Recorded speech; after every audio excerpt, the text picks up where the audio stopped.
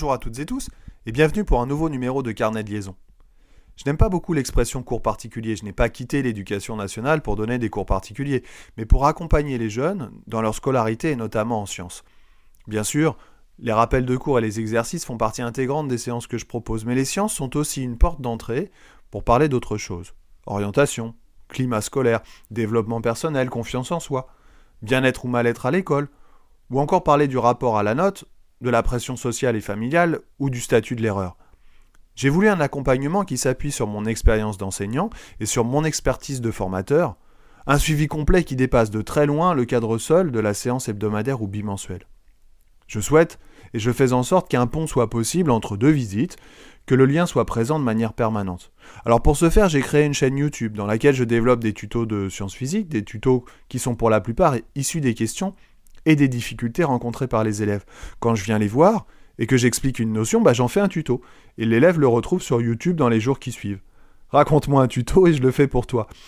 À ces tutos, j'ai ajouté une sélection d'exercices trouvés dans les différents manuels numériques, les manuels scolaires. Les élèves peuvent s'entraîner seuls et me contacter quand ils le souhaitent pour me poser une question ou avoir une correction. Ils savent que je suis dispo.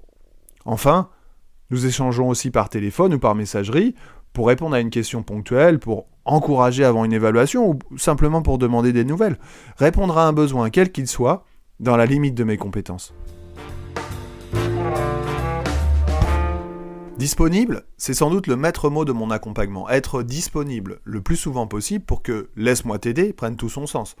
Si je suis présent uniquement entre 15h et 17h le mardi et le jeudi, je ne répondrai pas aux attentes. Je ne pourrai pas aider quand il le faut, et ce n'est pas ma philosophie. Les besoins des jeunes sont parfois décalés, urgents, imprévisibles, de dernière minute, non organisés. Je suis donc dispo tout le temps. Laisse-moi t'aider express, dépanne en moins de 30 minutes. Il y a des fois, ça se passe comme ça.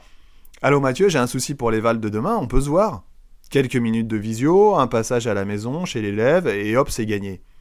C'est précieux pour un jeune de pouvoir envoyer n'importe quand, sans chichi, une question sur un exo qu'on ne comprend pas. C'est précieux pour un jeune de savoir qu'on peut compter sur quelqu'un pour réviser pour demain ou pour se rassurer. C'est précieux de savoir que quelqu'un de confiance, hors la famille, peut répondre à mes attentes. Alors de manière très pratique et très pragmatique, les jeunes ont accès à mes supports numériques en dehors des séances facilement.